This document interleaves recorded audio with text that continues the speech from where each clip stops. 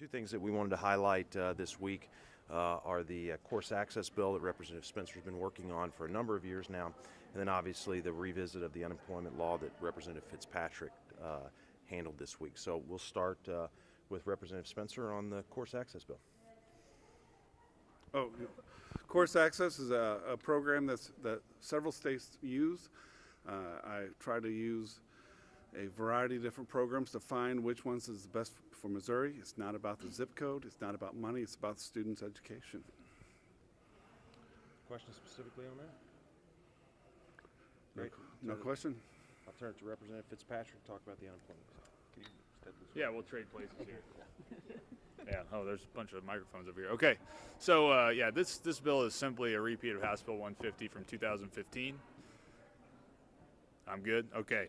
From House Bill 150 from 2015, we passed that bill, did the exact same thing as this bill, which indexes the number of weeks that somebody can receive unemployment compensation to what the unemployment rate actually is. It also asks the employers to continue paying into the unemployment trust fund until it achieves a higher balance to help prevent the need to borrow money from the federal government in the future in times of a recession.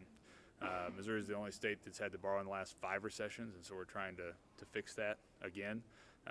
If you remember, the bill was thrown out due to a technical for technical reasons because the Senate overrode the veto during the veto session, and the Supreme Court said that wasn't okay.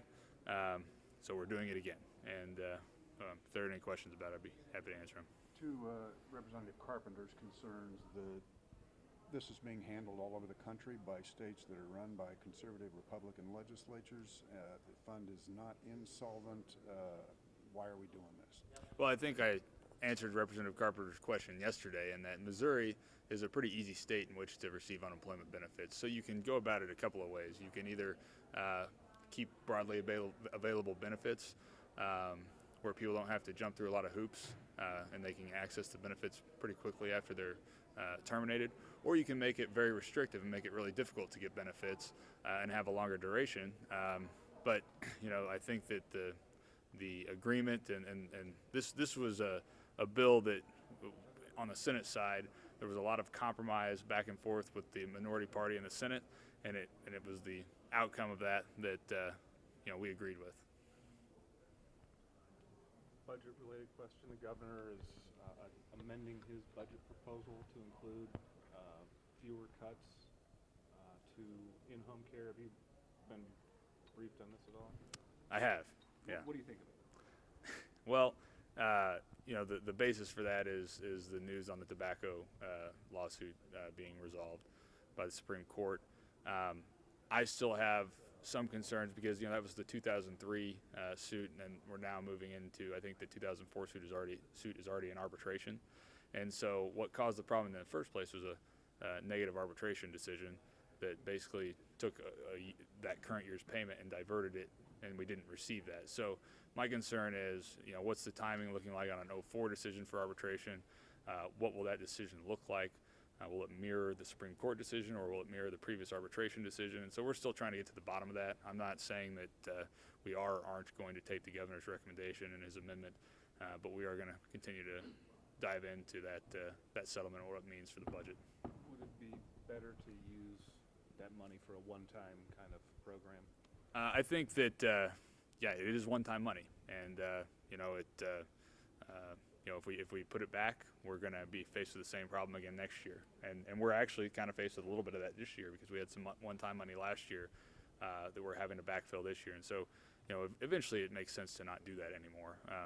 So yes is the answer. Just to clarify, you're saying there are still some pending cases over the tobacco settlement, so that could mean some expensive losses for the state in the future that we're not sure about yet. We aren't sure about it, and I'm not an attorney. I'm not an expert on the lawsuits. I think that from what I understand, that the diligent enforcement issues in 2003 and 2004, the facts are substantially similar, and so you may be able to expect a similar outcome. But the outcome was that we did lose $20 million of the tobacco money that we were supposed to have. We were supposed to have 70 or get 70, and we're getting 50. And so if there's an arbitration ruling that says we're going to lose 20 even, then that 50 really becomes 30. So we just have to figure out where we are with that, because I don't want to plan on it and then it not come in. Is revenue still falling every single month? You know, it's up and down, and you know, FY16 ended really poorly, and so I think the tail of the tape is going to be June. You know, is how does June look? And we aren't going to know that obviously till after we're out of session. I think if we have a decent June, revenues will end the year close to where we have the CRE. To be clear, the governor revised his budget recommendation. He didn't release any funds for the current fiscal year. That is correct. Yep. The Senate just perfected a PDMP that, if I'm not mistaken, has a fiscal note on it of more than $6 million. If the bill were to become law, there's no money for that. Is that right? I haven't seen the fiscal note. I would say that if it gets to that point where it looks like it may happen, we'll be looking at that and trying to set money aside. We're going to try to account for fiscal notes in the budget this year.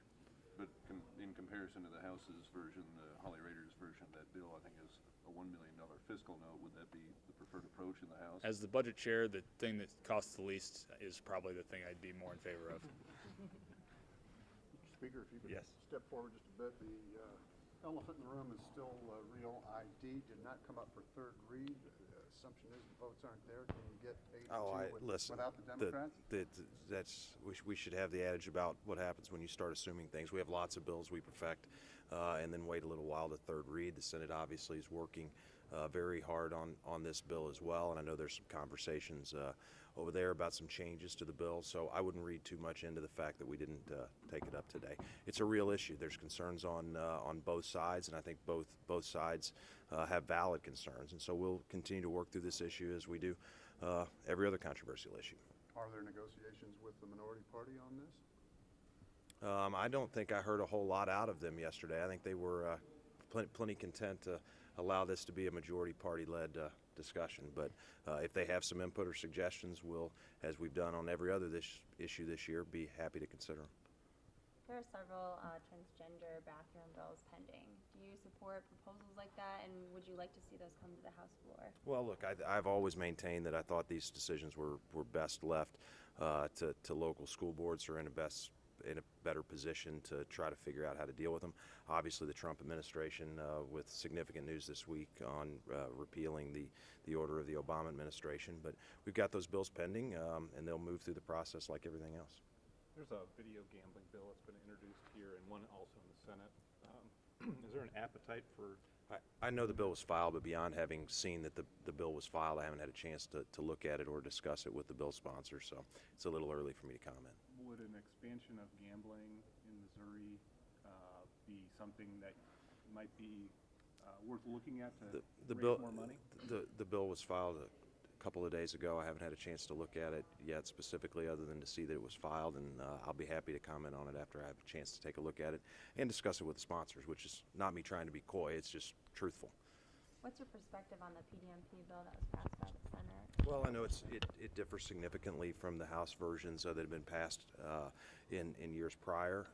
Representative Rader has been the thought leader on prescription drug monitoring here in the House for some time, and for good reason.